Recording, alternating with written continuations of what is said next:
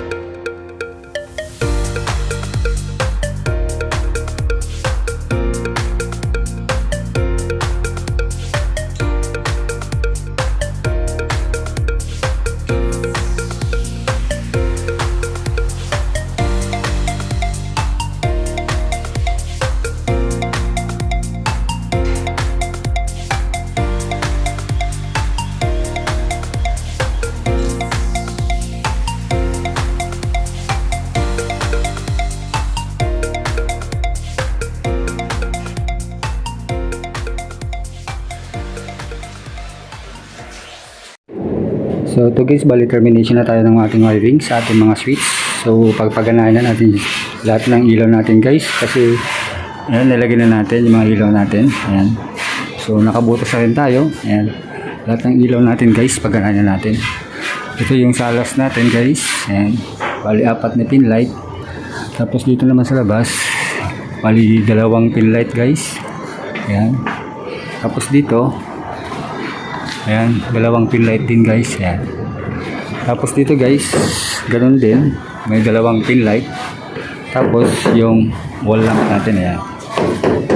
Ayan. So yun guys, paganahin na natin itong ating ilaw. So termination na tayo sa mga switches natin. Ito yung line natin guys, mga wiring natin. Ito yung ating main natin.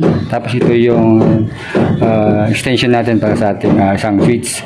So ito guys yung ating return papunta sa ating mga ilaw. Ayan. So i-check na lang natin guys kung saan ang location ng bawat isang wire natin dito. So ito yung main natin. Tapos ito yung return natin sa mga ilaw. So ito guys, balik rinit na natin yung ating supply. Ito guys, ayan, yung supply natin papunta sa ating switch. So yung supply natin guys is ilalagay natin dito sa isang butas. Ayan. Bali 2 kasi itong butas niya guys. Yung isang butas pinag-jump natin sa papunta sa kabilang switch. So ito yung lalagay natin, ganyan siya guys. Ayan, tusok mo lang sa may butas. Ayan. Ayan, tapos sabay higpitan lang yung itong screw. Ayan, to. Ayan, higpitan mo lang itong screw guys. Ayan. Ayan. Tapos yung papunta sa kabila, ayan, wait lang guys. Ayan, lagay lang natin. So ganito yung ginawa natin guys. Ito yung main source natin. Ayan, tapos nag-jump tayo papunta sa kabilang switch. Tapos guys, nag-jump din tayo papunta sa isang switch. Ayan, papunta sa isang utility box. Ayan.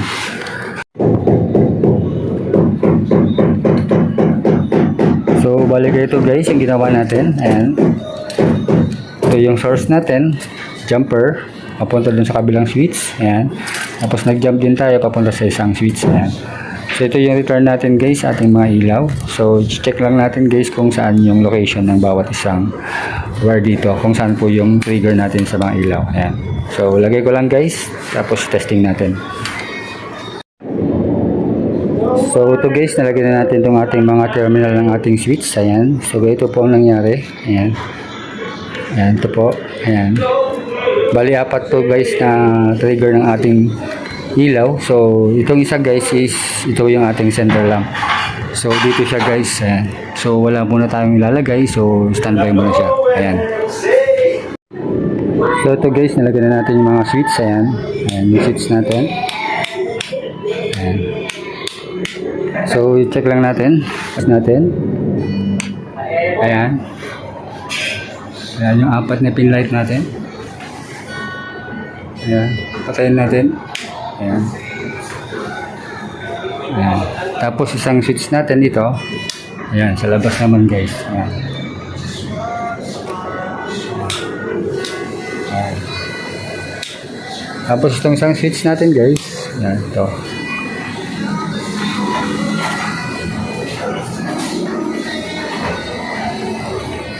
Ayan. Umiilaw. Ayan. So yun ang trigger niya. So yung isang switch naman natin. Dito sa baba. Ayan. Ayan, ito naman siya guys. Ayan. Yung wall lamp natin guys. Ito. Ayan. Ayan. So, patayin natin. Ayan. Ayan, wala na.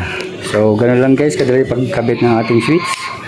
Ayan, ganun din lahat guys. Yung mga switch natin na nakabit. Ayan. Ito yung isa. Ayan. Ito naman guys sa labas na isa. Ayan. Pag sinits mo yan, ito naman yung trigger niya. Ayan. Milaw. Ayan. So, tayo lang natin.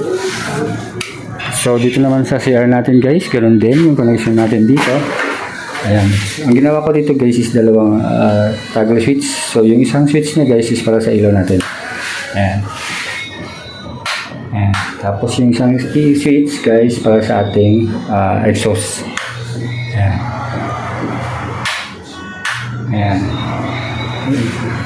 Para hindi sila sabay. Ayan. Dalawang two-gang switch. Ayan. Ilaw. Tapos yung ating exhaust fan. Ayan. So, patay lang natin guys. Ayan. Ganun din dito. Ito naman guys, isang switch. Nalagay ko is para dito. Ayan. Hindi ko pa nalagyan ng pin light. Tapos itong isang switch guys is 3-way to. Ayan. Ilaw sa labas. Ayan. Ayan. So pag galing mo dito, pwede mo siyang patayin dito. Ayan. Ayan. Ayan. Ayan naman yung ating kasama, si Randy. Ayan, nagta-tiles.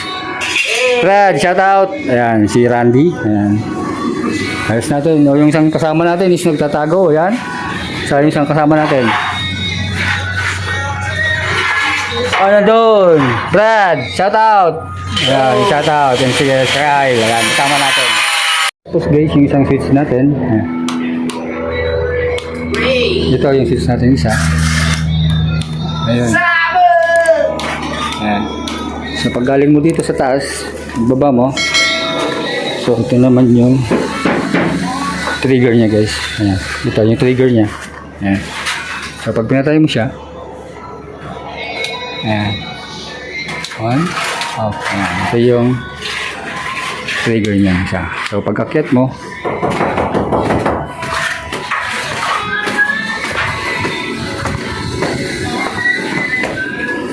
so dito mo siya papatayin. Ayan. Ayan. So sa next video natin guys is papakita ko sa inyo kung paano natin siya kinabit ng ating 3-way. Ayan. Wala dito sa ating papunta sa kitchen at yung sa ating hagdan. Ayan. Sa next video natin guys ipapakita. So yun guys, dito muna tayo. Ayan, sa ating video for today.